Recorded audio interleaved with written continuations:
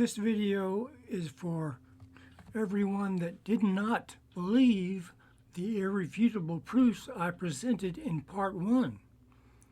But I have discovered even more powerful proofs. Okay?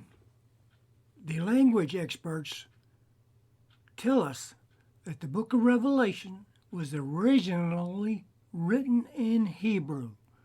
The Apostle John did not know Greek. He wrote it in Hebrew, and it was translated into Greek. And we have copies of Hebrew Revelation. Several copies, actually. And here's one. They've been recently translated into English. And oh, wow, look at this. It says 666.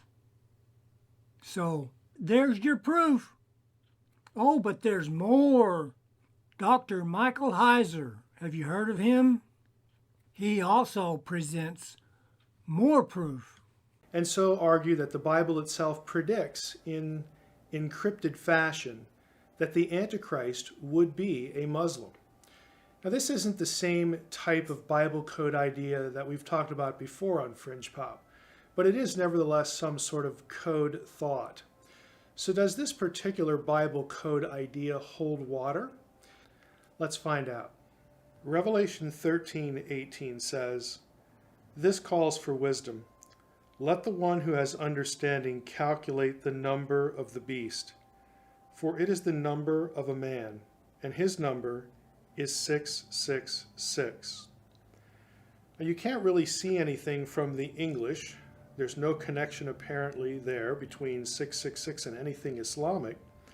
So what is this particular code idea that wants to identify 666, the identity of the beast, the name of the beast, with a Muslim? Well, if we look at a particular New Testament manuscript, a very old one, 5th century, this is Vaticanus, and this portion is from Revelation 13, and specifically it is Revelation 13:18. If you look down at the third line and the third word moving left to right, there is a word there with 3 letters and a line over it. That particular word is actually the number 666 written in Greek hand in the manuscript Vaticanus. You say, well, big deal. What is it about this number that matters for anything? Well, look at it closely. You've got the first letter looks like an X. This is the word for Allah.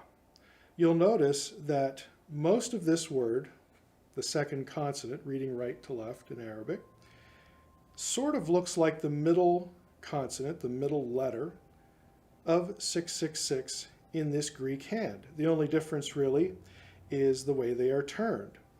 Now, if I add to the Arabic a little bit more, that we've got a situation where the 3 letters in Vaticanus sort of look like this Arabic with the crossed sword. The Arabic here means Bismillah, which means in the name of Allah.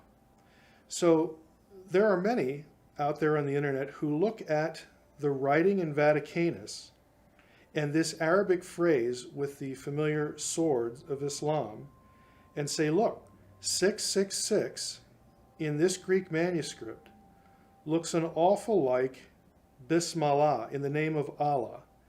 The letter style in the book of Revelation, specifically the portion we read in Vaticanus, is something scholars call the minuscule script, minuscule handwriting. This is not the handwriting style of all 1st century Greek New Testament manuscripts that are currently known. That letter style is called uncial, and it is written in all capital letters in Greek. Now, Vaticanus is a little bit unusual because it has both handwriting styles in the manuscript, which tells us that 2 different scribes produced it at different times. After Hebrews 9:13, Vaticanus is written in the much later minuscule hand. Before that, we have the uncial script that all of the earliest manuscripts are written in. To illustrate it, here in this image, we have uncial script, you can see that it is quite visually different than the earlier example in Vaticanus that we saw. We have block letters, capital letters, again, all running into each other. We don't have letter and word separations or scribal marks like we do with minuscule style. It's quite different.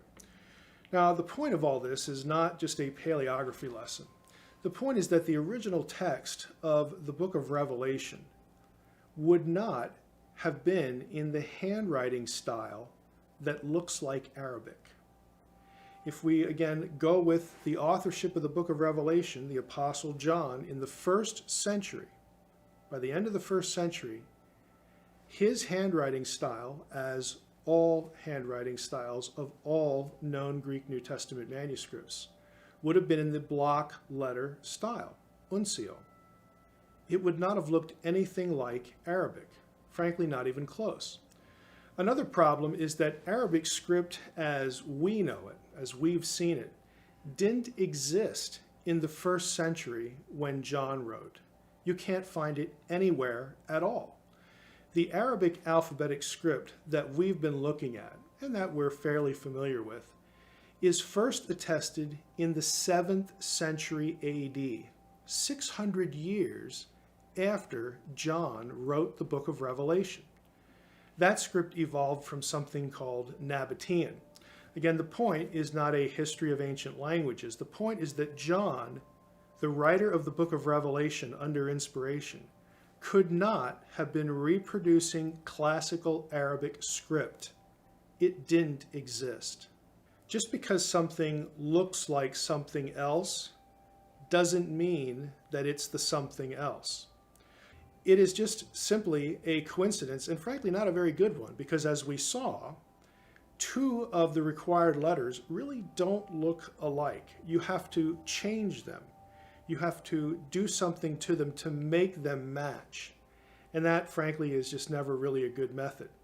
And we know that John would not have been writing what looks like Arabic in the first century because of the entirety of New Testament manuscripts going back to the 2nd, 1st century. It just doesn't exist. That handwriting style literally does not exist. And Arabic itself did not exist until the 7th century AD. So we have here, again, just a visual piece of imagination. Eyes open, no fear. Be safe, everyone.